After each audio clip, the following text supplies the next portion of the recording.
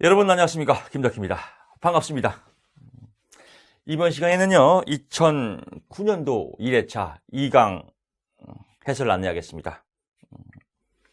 공부는 어렵다고 하면 어려운 거고 쉽다고 하면 쉬운 겁니다. 직업상담사 2차 실기는요 그렇게 생각보다 어렵지 않습니다. 자꾸 한간에 어렵다, 2차 실기는 너무 어렵다라고 생각하니까 그 고정관념 때문에 인지적 오류가 발생하는 거거든요. 쉽다, 재밌다, 공부는 즐겁다, 이렇게 생각하시면 됩니다. 제가 또 이렇게 첫 시작부터 약간 재수없는 소리 하고 진행하겠습니다. 저는 노숙을 했습니다.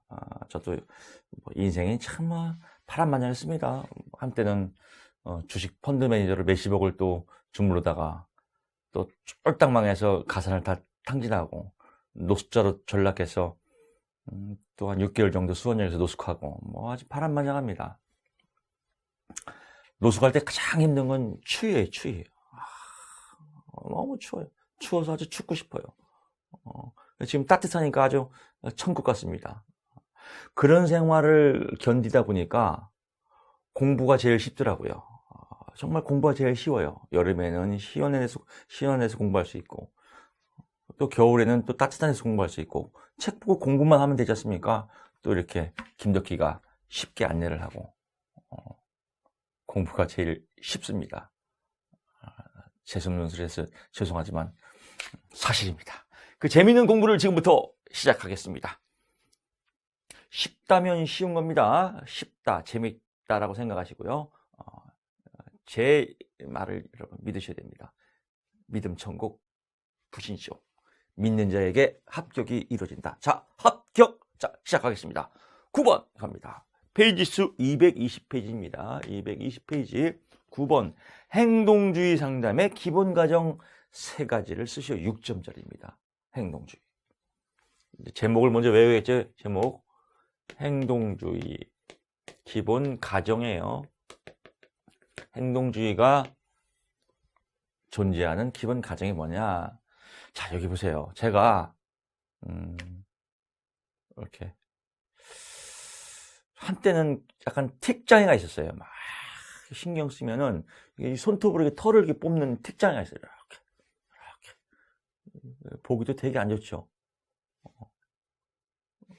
이런 틱장애가 여러분 볼 때 이렇게 털 뽑고, 아니면 또 어떤 사람은 또 이런 또 틱장애가 있어요.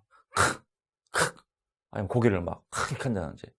여러분, 제가 해설을 아무리 잘해도 행동주의는 이렇게 하면 여러분 동영상 듣기 싫어요. 그렇지 않습니까?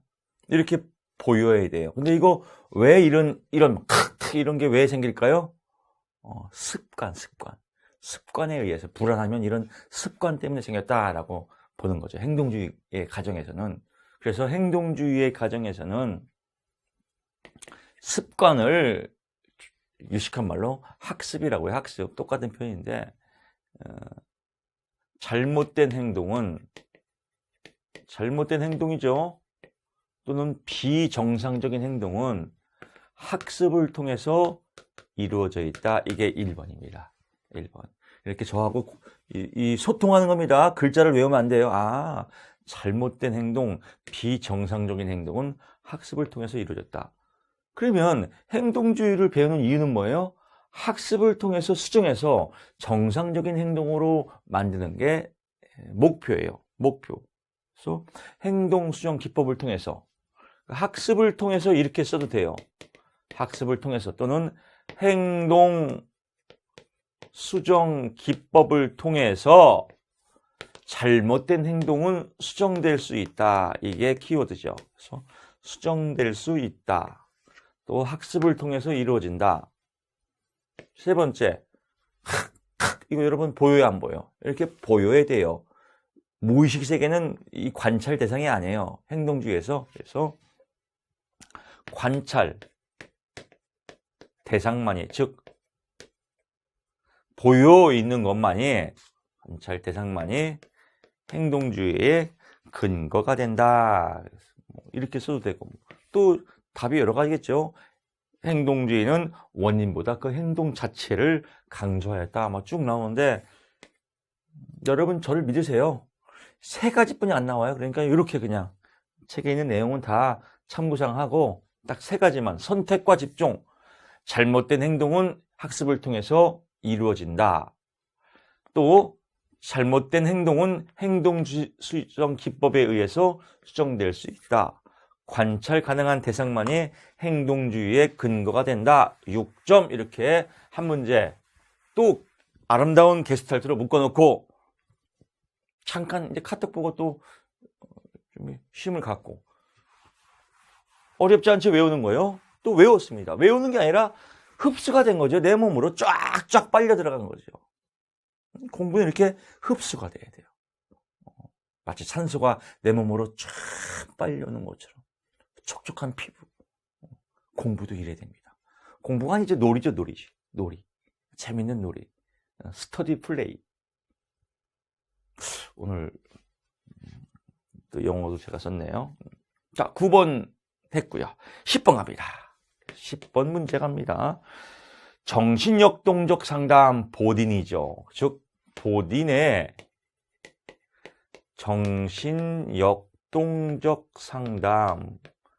이제 이게 정신역동적, 이게 상담의 문제점이에요. 정신이 역동적이지 않아요, 지금 내담자가. 그래서 역동적 상담의 이론을 낸 겁니다. 그래서 이 상담 이론의 상담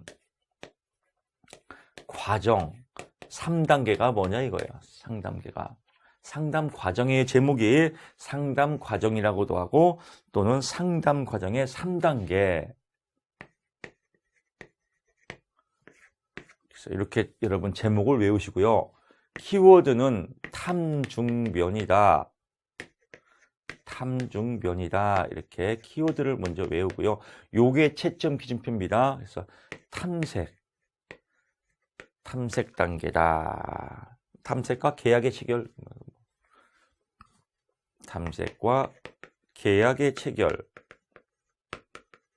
또 중대한 결정, 변화를 위한 노력. 노력이다. 그래서 탐중변이다. 제목과 매칭시켜야 돼요. 보딘의 상담 단계. 그래서 다시 한번 강조합니다. 보딘의 상담 단계 탐중변. 또 보딘 하면 뭐가 떠올라요? 명비소, 명료와 비교, 소망과 방어의 체계. 이 명비소는 보딘의 상담 기법이에요. 막 헷갈리지 말고. 또 어떤 사람은 보딘, 명비소, 탐중변, 예처결은 기스버스의 상담이 그렇죠. 명비소, 탐중변, 그게 뭔데? 보딘이죠. 이러니까 맨날 헷갈리는 거예요. 보딘의 상담 기법은 명비소고, 보딘의 상담 과정은 탐중변이고, 부처의 상담 단계 과정은 탐전행이다. 탐전행, 부처가 탐전행을 타고 인도로 갔다. 부처는 탐전행 상담의 단계, 집단 상담의 단계. 근데 이게 헷갈리면 안 돼요. 여러분 공부하시다 보면요. 제가 또 잔소리 들어갑니다. 어차피 지적질하는 게 제 임무니까. 이렇게 외운다니까요. 진짜로 여러분. 화면을 보시면서 공감하실 거예요. 탐중변, 명비소, 탐전행. 제목이 뭔데? 몰라요. 헷갈려요. 부처인가? 보딘인가? 이렇게 된다니까요. 그래서 이렇게. 이게 중요하다. 내용은 책에 있는 내용 소설 쓰면 됩니다. 탐색과 계약의 체결, 내담자의 욕구와 개인의 역동을 탐색해서 내담자의 욕구와 정신 역동을 탐색해서 상담 전략을 체결하는 것을 의미한다. 말 그대로 그냥 풀어 쓴 겁니다. 중대한 결정, 성격에 맞는 직업을 선택할 것인지 또는 직업에 맞추어서 성격을 변할 것인지 중대하게 결정을 내리는 단계이다. 여기서는 키워드가 성격과 직업이에요. 성격에 맞는 직업을 선택하실 것인지 직업을 위해서 성격을 바꿀 것인지 중대하게 결정하라 이겁니다. 변화를 위해서 노력하라. 진로 결정에 있어서 성격, 욕구, 흥미 등을 변화시키고 노력한다. 이거는 성격, 욕구, 흥미를 변화시키고 이런가? 이건 그냥 양념이에요. 이렇게 안 써도 돼요. 그냥 탐색과 계약을 통해서 중대한 결정을 한 의사결정을 바탕으로 변화를 위해서 노력하는 단계를 의미한다. 이렇게 써도 돼요. 즉 여기는 채점 기준표가 없어요. 그냥 말 그대로 타당하면 됩니다. 타당하면 됩니다. 예를 들면은 변화를 위한 노력 정말로 생각이 안 났어. 막 헷갈렸어. 그럴 때는 내담자가 중대한 진로 결정을 한 것을 바탕으로 변화를 위해서 노력하는 단계이다. 이렇게 써도 충분해요. 이렇게 써도. 왜? 이건 타당하거든요. 채점은 요거를 썼냐 안 썼냐거든요. 그래서 가장 실수하는 건 이 칸에다가 명비소 쓰는 게 가장 에러입니다. 10번 문제 보딘 끝났습니다. 정신역동적 상담의 상담 기법, 상담 과정, 탐, 중, 면, 상담 기법은 명비소, 명료와 비교, 소망과 방어의 체계. 11번 갑니다. 직업 상담의 5단계. 이거는 뭐 초창기 때 나오네. 요새는 잘 안 나와요. 관진목 개평 이거 여러분 뭐 1차 때 많이 하죠. 보통 1차 때 답은 1번입니다. 항상. 직업 상담의 단계. 관진목 개평, 관계 형성, 진단 및 측정, 목표 설정, 또 개평, 개입, 평가 이렇게 쓰면 될 것 같고요. 12번 갑니다. 직업 정보의 부가직업 정보. 직업 정보에서 직업 사전이죠. 직업 사전 중에서 구성체계 코분 개수부 부가직업 정보의 종류가 뭐냐? 13가지가 있는데 6가지만 외우면 된다. 6가지만 외우면 된다. 그래서 착착착 하지 마라. 어디 가서 정육점에서 육정숙, 정육점에서는 정숙해라. 그래서 작업 장소, 작업 강도, 작업 환경, 육체 활동, 정규 교육, 숙련 기간 이렇게 쓰면 되겠죠. 답안지를 쓸 때는 조금 더 지금 퀄리티 있게요. 1번에 작업 강도, 2번에 육체 활동, 3번에 작업 장소, 4번에 정규 교육, 5번에 작업 환경, 6번에 숙련 기간 이렇게 엇박자로 가면 좀 모양새가 훨씬 더 안정적이고 좀 퀄리티가 있겠죠.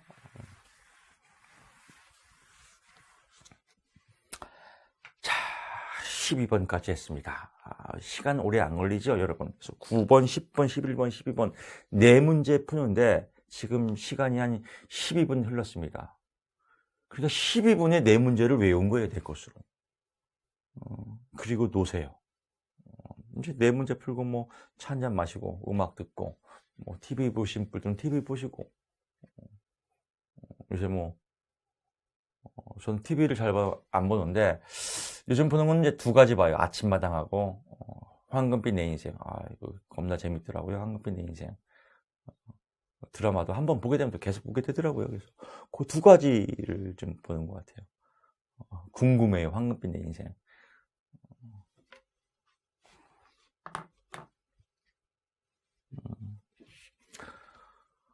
제가 이제 오프라인 수업할 때 그런 얘기를 들었습니다. 황금빛 내 인생의 그 남자 주인공이 박시우예요. 박시우인데 박시우랑 교수님하고 좀 닮은 것 같다고. 죄송합니다. 12번 갔고요.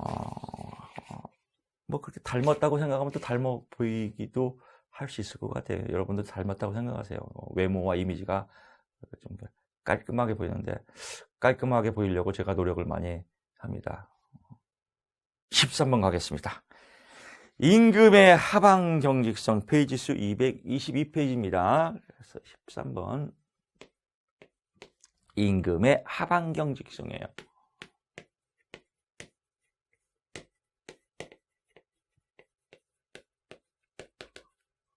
자, 이제 요거를 의미를 알면 돼요.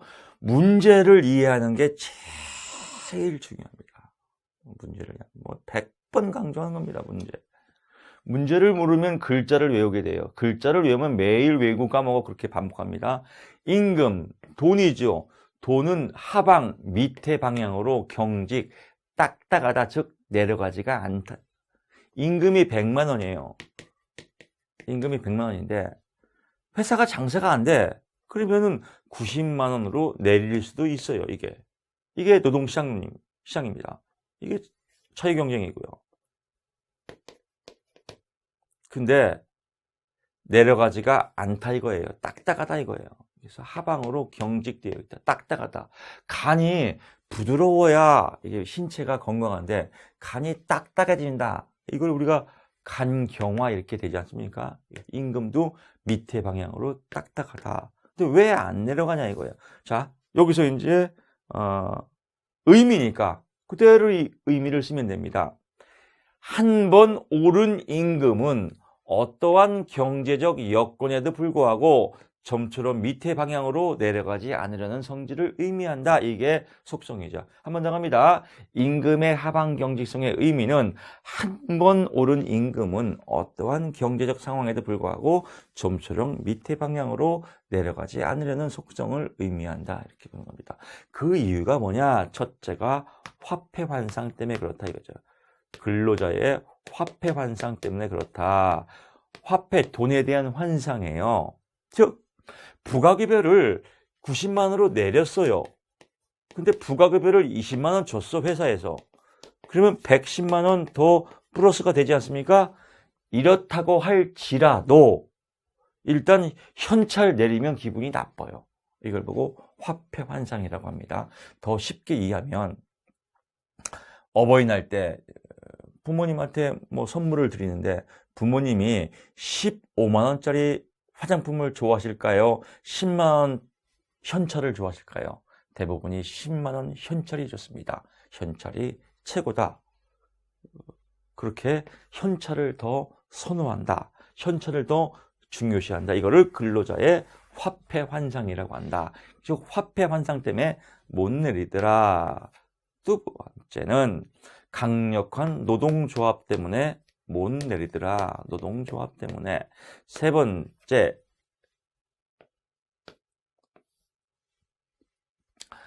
근로자가 뭐 여기서 책에 보게 되면 장기적으로 근로계약을 해요. 장기 근로계약을 할 때는 내리고 싶어도 못 내리더라.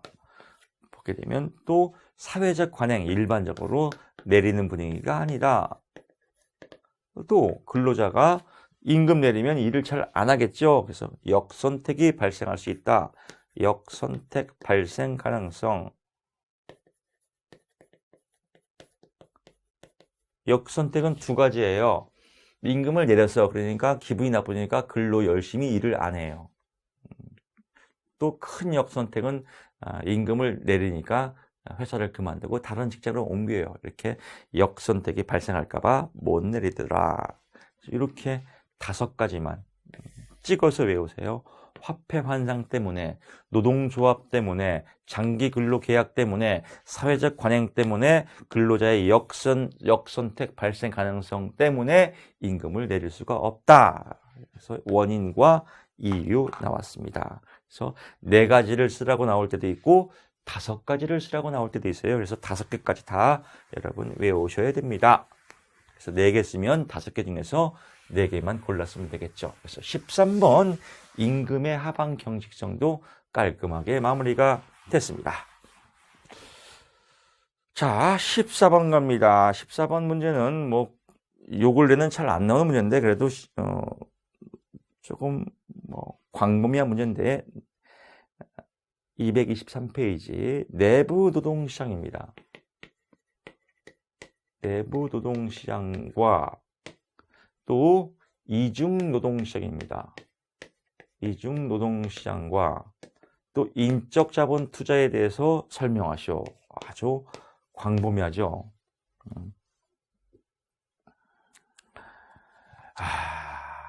뭐 여러분 이럴 때는요. 내부 노동시장은 기업의 채용 관계예요. 채용. 그래서 기업이 내부 노동시장은 기업이 필요로 하는 인력을 기업 내부에서 승진, 배치, 전환하는 방법으로 조달하는 시장이다. 즉 기업 내부에서 채용하고 기업 내부에서 승진시키고 기업 내부에서 배치, 전환한다. 그렇죠? 기업 내부에서 이게 주어예요. 내부 노동시장이니까요. 기업 내부에서 근로자를 채용하고 또 승진하고 배치 전환하는 노동시장을 의미한다. 이렇게 쓰면 됩니다.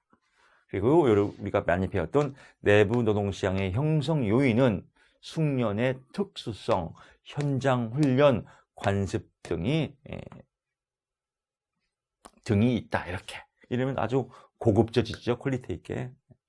이중노동시장은 근로조건의 환경이에요. 환경.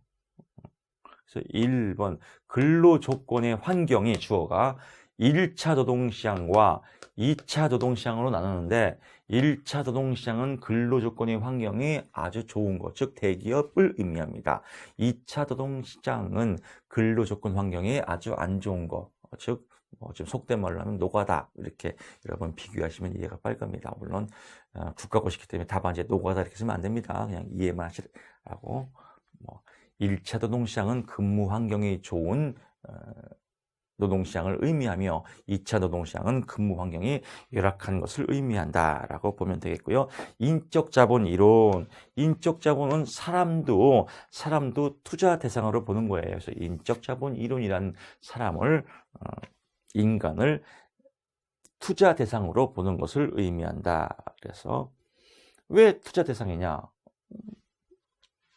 기업에서는 생산성 증대나 이윤 극대화를 위해서는 우수한 인재를 확보할 거 아니겠습니까? 그래서 이런 의미에서 인적 자본이란 사람을 투자 대상으로 보면서 기업에서는 생산성 증대나 이윤 극대화 또 효율성을 위해서 인적 자본이 축적된 사람을 선호한다. 이렇게 쓰고 교육 투자를 강조한 이론이다. 이렇게 써도 되고, 또 우리가 배운 대로 있는 그대로 막 풀어 쓰세요. 이 인적 자본의 대상은 교육 훈련 비용의 투자, 또 이주, 건강, 또 비공식 학습, 이런 많이 배웠지 않습니까? 투자 대상 이런 거 주절주절 쓰면 된다. 키워드만 잡읍시다. 다시 한번 내부 노동시장, 기업 내부에서 채용하고 선발하고 승진 배치하는 노동시장을 의미하면서 내부 노동시장의 형성 요인은 숙련의 특수성, 현장 훈련, 관습 등이 있다. 이중 노동시장은 기업의 근로 환경에 대한 문제인데 1차 노동시장과 2차 노동시장으로 구분한다. 1차 노동시장은 근무 조건이 좋은 환경, 2차 노동시장은 근무 조건이 열악한 환경을 의미한다. 인적 자본 이론이란 사람도 투자 대상으로 보는 것으로서 기업의 생산성 증대와 효율성을 높이는 것으로 활용된다. 인적 자본량이 많은 사람을 기업에서는 선호한다. 인적 자본의 투자 대상은 건강 이주, 학습, 교육, 비공식 학습 이런 것들이 있다라고 보시면 될 것 같습니다. 내용만 이해하면 정말 어렵지 않습니다. 10번 갑니다. 노동 수요에 영향을 끼치는 5가지 요인. 제목 갑니다. 노동 수요의 영향입니다. 224페이지 15번 갑니다. 노동 수요를 영향을 끼치는 요인. 영향을 끼치는 요인이라고도 하고요. 영향을 끼치는 요인이라고도 하고 노동 수요의 결정 요인이라고도 해요. 똑같은 문제입니다. 영향을 끼치는 요인 또는 결정 요인. 제가 항상 강조하지만 노동 수요가 뭐예요? 살려는 마음이다. 무엇을? 노동을. 누가? 기업이. 주체는 기업이에요. 그래서 기업이 뭐 하려고 산다? 일자리를 만들려고 산다. 즉 고용을 만들려고 산다. 그래서 노동 수요를 아주 쉽게 뭐예요? 일자리다. 이렇게 팍 들어야 돼요. 노동 수요는 일자리, 인지는 대가리, 적성은 능력, 흥미는 좋아하는 것. 이렇게 여러분 팍팍 치고 들어가야 됩니다. 일자리를 결정하는 요인이 뭐냐 이거예요. 누가? 기업이. 그래서 키워드가 가다생숙이다 이렇게요. 가다생숙이다.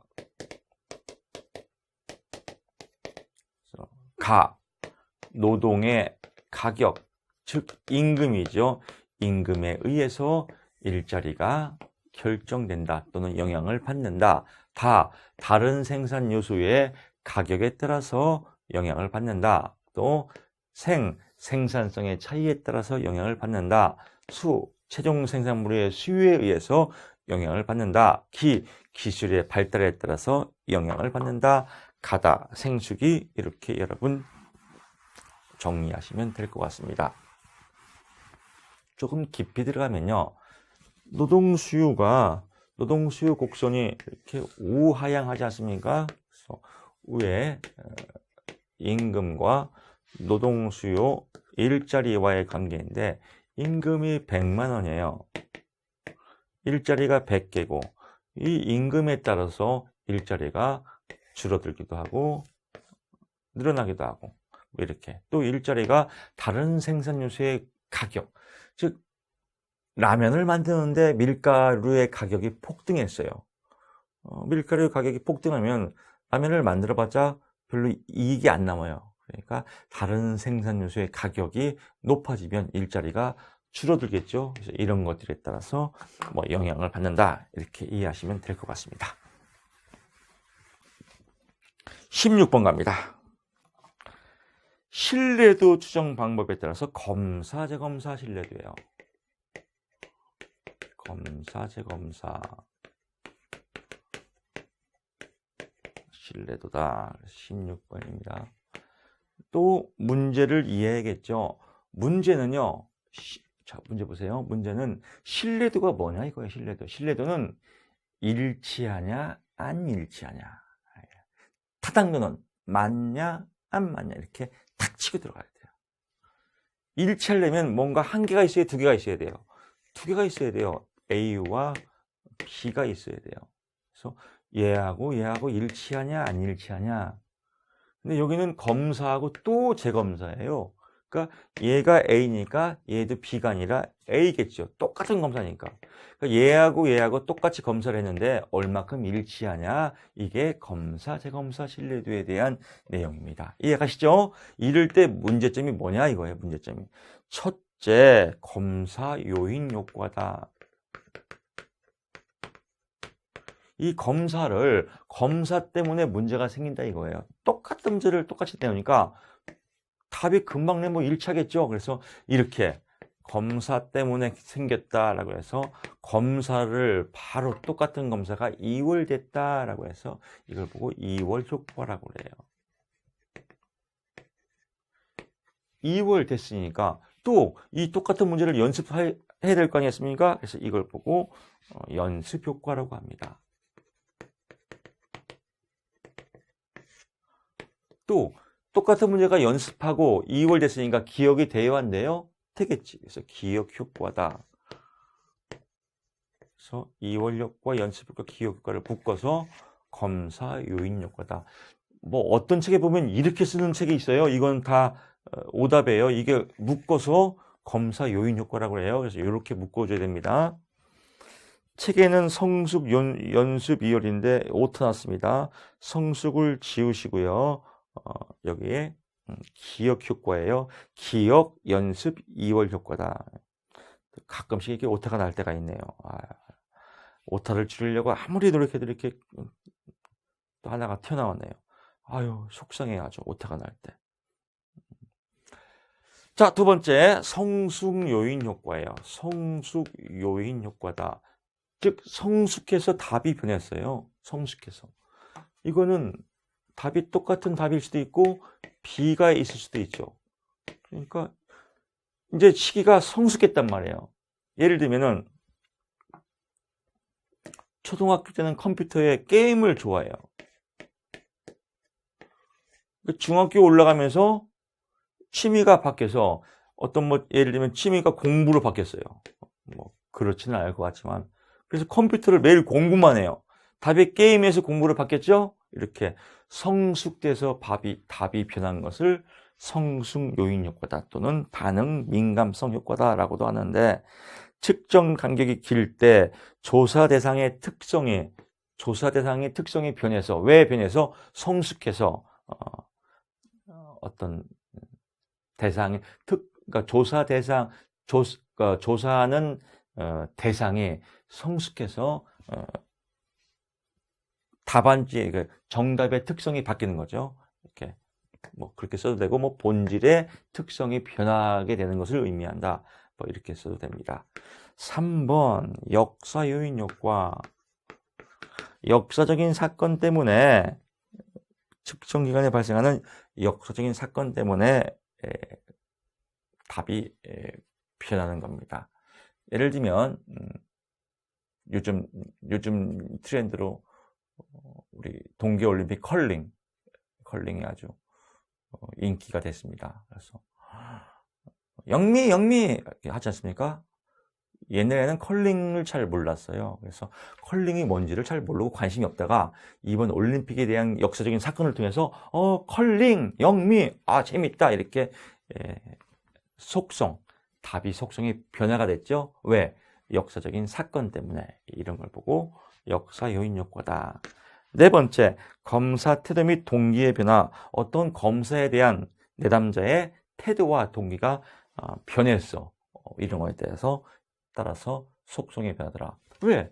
이때는 대충 채점하다가 대충 이렇게 체크하다가 이때는 정말 또 잘하고 싶어 마음이 변해서 이런 내담자의 심적 변화에 따라서 답이 바뀐다. 이렇게 보면 됩니다. 3가지 나오면 3가지만 쓰면 되겠고요. 4가지 나오면 검사 태도와 동기의 변화 이렇게 4개만 쓰면 될 것 같습니다. 어떨 때는 검사, 재검사 신뢰도에 문제점 3가지를 쓰시오라고 하면 검사 요인 효과, 또 성숙 요인 효과, 또 역사 요인 효과 이렇게 쓰면 정답입니다. 17번 갑니다. MMPI죠. MMPI. 그래서 17번. MMPI는 이상심리학이 나오는 겁니다. 즉 성격검사의 유형인데 이상성격검사, 즉 정신병동에서 정신병리의 체크를 하려고 만든 성격검사인 겁니다. 그러니까 정상적인 성격검사는 MBTI, 이상적인 성격검사는 MMPI. 그래서 정신병동에서 최초로 만들었다라고 보면 되겠고요. 이것들의 척도가 뭐냐라고 해서 L 척도가 뭐냐, 또 F 척도가 뭐냐, 또 K 척도가 뭐냐라고 물어보는 겁니다. 그래서 L 척도는 Y 척도, 거짓말 척도예요. 문항이 이렇게 있으면 이 문항에 대해서 어떻게 대답을 하냐 이거예요. 예를 들면 나는 거짓말을 싫어한다. 매우 그렇다. 나는 정직하다. 매우 그렇다. 나는 거짓말을 한 번도 해본 적이 없다. 매우 그렇다 하면 묶어서 이렇게 거짓말 척도로 빼는 겁니다. 왜? 사람은 평생 살면서 거짓말을 한 번도 안 해봤다는 건 정말로 거짓말이거든요. 그래서 이렇게 세련되지 못한 거짓말을 L 척도라고 한다. 자신을 좋은 모양으로 나타내는 세련되지 못한 거짓말을 L 척도라고 한다. F 척도는 뻔한 거짓말이에요. 그렇죠. F 척도는 뻔한 거짓말은 K 척도예요. 규정 척도라고 그래요. 또 F 척도는 여기서 보게 되면 허구 척도예요. 허구. 이건 번역의 의미인데 허구라고 번역을 했지만 사실은 이렇게 허구라는 표현이 썩 이렇게 어울리지 않는 것 같아요. 어떤 의미냐면요. 인간은 밥 먹는 걸 기본적으로 좋아합니다. 근데 정도에 따라서 틀리죠. 나는 밥 먹는 걸 좋아한다. 매우 좋아한다. 아니면 좋아한다. 보통이다. 근데 어떤 사람은 매우 싫어한다. 이렇게 나와요. 밥 먹는 게 매우 싫으면요. 잘못하면 죽어요. 그래서 기본적인 MMPI는 정상 범주에서 얼마큼 벗어났냐 이걸 물어보는 거거든요. 이 벗어나게 많은 것일수록 정신병리가 심하다 이렇게 보는 겁니다. 그래서 이렇게 일반인하고 기본적인 일반적인 사람과 아주 엉뚱하게 대답하는 것을 F척도로 갑니다. K척도는 아주 뻔한 거짓말, 자신을 방어하기 위해서 뻔한 거짓말을 하는 것을 K척도로 간다. 그래서 교정척도라고 그래요. 이렇게 보시면 될 것 같습니다. 또 하나는 여기 문제는 안 나왔지만 물음표 척도가 있어요. 알 수 없다 척도. 이거는 검사 태도를 보는 거예요. 그래서 답이 어떤 방향인지 검사 태도를 물어보는 것을 알 수 없죠 척도한다. 즉 무응답 척도. 무슨 답을 썼는지 잘 파악이 안 돼요. 그래서 그런 건 검사 태도를 보는 것을 알 수 없다 척도 또는 무응답 척도라고 본다. 18번 마지막 문제입니다. 그래서 여기는 방어 기제예요. 방어 기제 5가지를 쓰시오. 18번 문제. 프로이드의 정신 분석에서 방어 기제를 물어보는 것이다. 요거를 알아야 돼요. 요거를. 프로이드의 정신. 프로이드는 의식을 강조했다, 무의식을 강조했다, 무의식을 강조한 이론이다. 근데 무의식의 무엇을 항상 이론에 문제가 있겠죠? 그래서 문제가 무의식의 불안을 강조하다. 불안. 그래서 불안이에요. 불안. 문제점은 프로이드의 정신 분석의 문제점은 불안이에요. 불안. 상담의 목적은 불안 해소, 불안 감소. 더 줄이면 안 불안 이렇게 되겠죠. 그럴 때 방어를 한단 말이에요. 무엇을? 불안을. 이게 나와야 돼요. 프로이드의 방어 기제 어쩌고 막 외우고 방어 기제가 뭔데 그건 몰라요. 이러면 안 돼요. 방어 기제의 뜻은 뭐예요? 방어를 하는 도구다. 방어를 하는 심리적 도구를 방어 기제를 한다. 근데 무엇을 방어하냐? 불안을 방어한다. 어떤 불안이냐? 무의식의 불안을 방어하는 것이다. 또 뭐 무의식 안에도 의식도 들어가겠죠. 근데 의식과 무의식 중에서 특히 무의식을 강조하였다. 그래서 이 중에서 뭐 여러 가지 있는데 5가지만 찍어서 외우면 더 좋을 것 같아요. 가장 외우기 편한 게 합리화예요. 합리화. 뭐 여러분 이건 외우기 쉽죠? 그래서 합리화. 실망을 주는 현실 도피를 위해 그럴듯한 구실을 붙이는 거. 구실을 붙이는 거예요. 자기의 불안을 방어하기 위해서 구실을 붙이는 것이다. 여호와 심포도 이론이다. 그래서 이런 것들은 교재에 다 보면 다 이해가 됩니다. 승화, 사회적으로 용인되는 형태와 방법으로 갈등을 표출하는 것이다. 즉 폭력성이 있는 사람이 권투 선수가 또는 뭐 킥복싱 또는 뭐 요즘 뭐 K2인가 하여튼 뭐 그런 걸로 승화시키는 것을 의미한다. 투사는 남 탓이에요. 그래서 자신의 불안을 타인에게서 나타내는 것을 의미한다. 또 전이 뭐 배웠지 않습니까? 치환, 화풀이죠. 자기보다 밑에 있는 사람한테 자기의 불안을 화풀이하고 투여하는 것을 의미한다. 억압, 현실에 너무 고통스러워서 무의식 속으로 억눌러 버리는 것을 의미한다. 뭐 기억, 상실증. 또 부정, 고통스러운 현실을 거부하고 하지 않는 것을 의미한다. 이렇게 이런 내용들 많이 있습니다. 그래서 그 중에서 여러분이 좋아하는 거 5가지만 쓰면 되는데 뭐 쓰기 좋은 거는 아까 했지만 합리화, 승화, 또 부정, 억압, 또 전위는 화풀이에요. 화풀이. 투사, 남, 탓. 그래서 이렇게 키워드만 알면 여러분 쓰는 거는 별로 어려움이 없을 겁니다. 다시 한번 정리할게요. 전이, 옮기는 것, 투사, 남, 탓, 또 전치, 전위, 치환, 이거는 화풀이. 이렇게 여러분 키워드 만들어서 소설 쓰면 될 것 같습니다. 자, 이렇게 해서 2009년도 1회차 해설을 모두 마치겠습니다. 여러분 수고 많았습니다. 고맙습니다.